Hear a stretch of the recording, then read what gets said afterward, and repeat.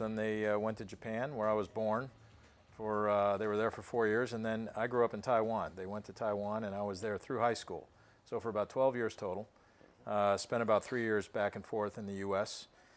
And came back here, went to a Christian college in California, and have lived in California really all my life. Been in the technology business. Was with IBM and a number of other companies in that space, and more recently have formed my own company that does consulting and organizational growth. Well, how did you become an atheist? You know, it was a long process. It finally happened. It was a slow conversion, as I like to say, and it happened finally when I was about age 40.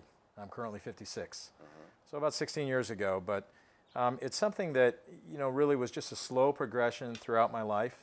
I was always committed to my beliefs and my belief system, but by the same token, I was more committed to truth and to understanding truth and to trying to, find honesty.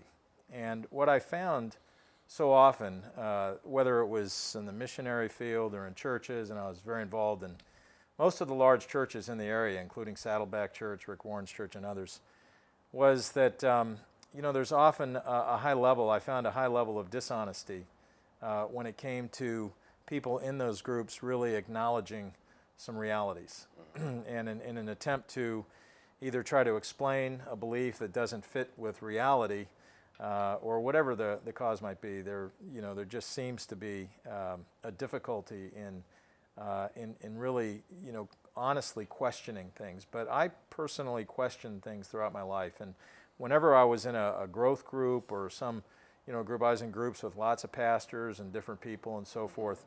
I was often the devil's advocate, if you will. I was often the one saying, well, what about this? What about that? How does this? And I was always coming from the side of the believer, but yet I was challenging things that didn't make sense. And so it just sort of took time. What broke the camel's back, so to speak? Yes, it was not just one thing or one event. I think a lot of times, Christians, when you talk to them about why did you leave Christianity and convert out of Christianity, they often think that it's some major event that happened or a crisis or something. It wasn't anything at all like that. It was really just a gradual examination of the belief system of Christianity and trying to match it up to reality. And really it just came to a point where the questions kept getting larger and larger, and the things that didn't make sense to me got bigger and bigger.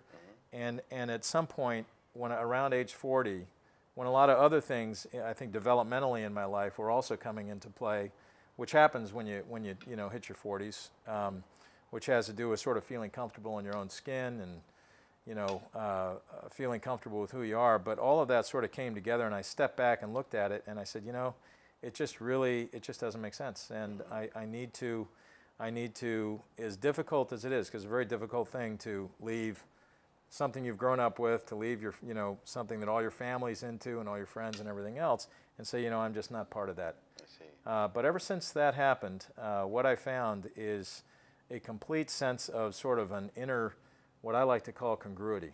Because what I found is that within the belief system of Christianity and within Christians, one of the reasons I think people think there's so much hypocrisy, if you will, among Christians that they know, is because really they're often very split inside.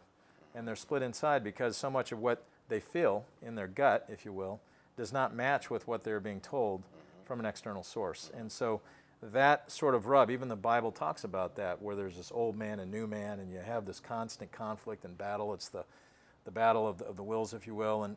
And so what I found ever since is a very strong sense of peace, a very strong sense of congruity, a very strong sense of being centered.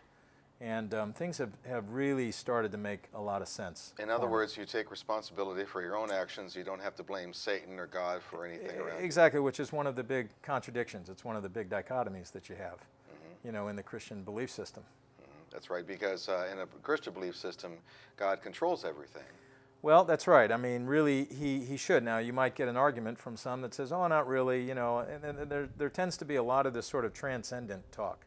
That yes, he's in control, but really he chooses not to, and really it's your free will, and but this is really a bunch of sort of doublespeak in many ways. If you really are honest with it and you step back, you realize those are paradoxes.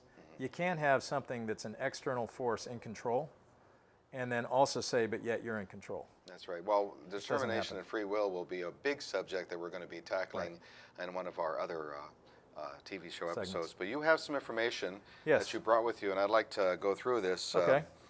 Let's talk a little bit about what you've brought with you today. Okay. I'd be happy to. So, you know, the way I see a person's worldview is that there are a set of things that we know to be true that we call facts. And then there are a set of things that we don't know for sure to be true, and I just call those beliefs.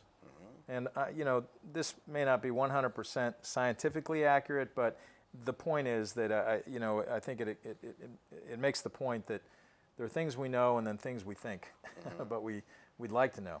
Within, and facts are things that are provable, repeatable, they're really undeniable. These are things that nobody can argue with. And we have a scientific method to validate that. Everything on the other side of that line is what I would put into beliefs. And it could be theories, it could be hypotheses, it could be assumptions, things that are not completely provable. So those fall into the belief world. And then within that world, you've got another dividing line that says some beliefs are that there is a spirit world out there. So that's sort of that line. Now you move one line over, and you've got what I believe is really the key line to understanding a person's worldview and to understanding where religion And is that fits. the solid line on the right? That's this line on the left, yes. Oh, the left, double line on the This left. double line on the left. Uh-huh. And what this line represents is that everything on the right of this line says that even though people might believe in a spirit world, they yet don't believe that that spirit world controls us or has any control over Otherwise, us. Spinoza's God, for instance. Right. Yes. You know, it's just out there. There might be spirits or ghosts or whatever. There might be things going on, but they don't really impact our world. They're there, you know, just sort of to understand.